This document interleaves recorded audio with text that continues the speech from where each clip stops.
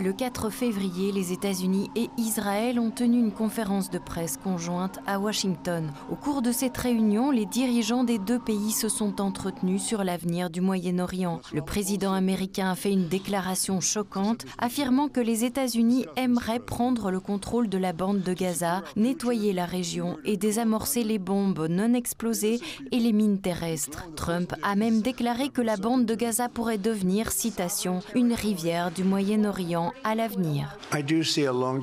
J'envisage vraiment une concession à long terme et selon moi, cela apportera une forte stabilité dans cette partie du Proche-Orient, voire dans l'ensemble du Proche-Orient. Tous ceux à qui j'en ai parlé, ce n'est pas une décision prise à la légère. Tous ceux à qui j'en ai parlé aiment l'idée que les États-Unis prennent possession de ce morceau de terre, le développent et créent des milliers d'emplois avec quelque chose qui sera magnifique et un endroit véritablement magnifique que personne n'imagine. Au cours de la rencontre, Donald Trump a témoigné son soutien aux militaires israéliens qui, citation, ont combattu l'ennemi avec courage et a fait part de son intention de continuer à coopérer avec Israël pour détruire le Hamas. Quant au sort des Palestiniens, le président américain a indiqué sa volonté de les réinstaller dans d'autres pays.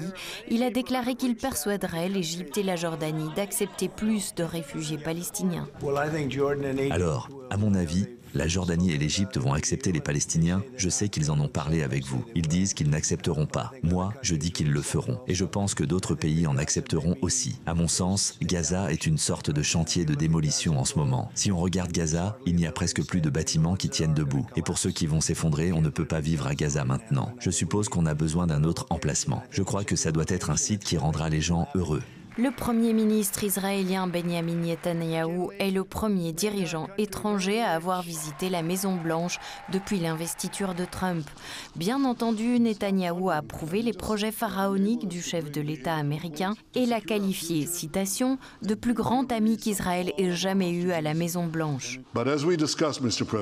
Comme nous en avons discuté, Monsieur le Président, afin d'assurer notre avenir et ramener la paix dans notre région, nous devons terminer le travail. Israël a 3 objectifs pour Gaza: détruire les capacités militaires et gouvernementales du Hamas, obtenir la libération de tous nos otages et faire en sorte que Gaza ne représente plus jamais une menace pour Israël. Monsieur le Président, Mesdames, Messieurs, Israël terminera la guerre par la victoire. La victoire d'Israël sera la victoire des États-Unis. Non seulement nous gagnerons la guerre en travaillant ensemble, mais nous restaurerons aussi la paix. Grâce à votre leadership, Monsieur le Président, et avec notre collaboration, nous forgerons, j'en suis convaincu, un avenir brillant pour notre région et porterons notre grande alliance à des sommets encore plus élevés. Je vous remercie. Comment la partie palestinienne et ses alliés ont-ils réagi? Naturellement, les représentants du Hamas ont été indignés par les déclarations de Trump. Sami Abu Zuhri, porte-parole du Hamas, a déclaré qu'il s'agissait d'une recette pour créer le chaos dans la région. Un autre représentant du mouvement militaire, Abdel Latif Al-Qanou, a dénoncé les propos racistes de Donald Trump. Lors d'une conférence de presse consacrée à la question palestinienne, Donald Trump a également mentionné l'Arabie saoudite et affirmé qu'elle ne voulait plus d'une Palestine libre et indépendante, ce qui n'a pas manqué de faire sourire Netanyahou. Le ministère des Affaires étrangères saoudien a réagi en publiant un communiqué contestant cette affirmation. Le ministère des Affaires étrangères affirme que la position de l'Arabie saoudite sur la création d'un État palestinien est ferme et indéfectible. Son Altesse royale, le prince héritier et Premier ministre Mohammed Ben Salman, a confirmé clairement et sans équivoque cette position. Les déclarations de Trump sur sa volonté de contrôler Gaza sont ridicules et absurdes. Toute idée de ce genre est capable d'enflammer la région. Nous les considérons comme un projet générant chaos et tension dans la région, car le peuple gazaoui ne permettra jamais la réalisation de tels projets.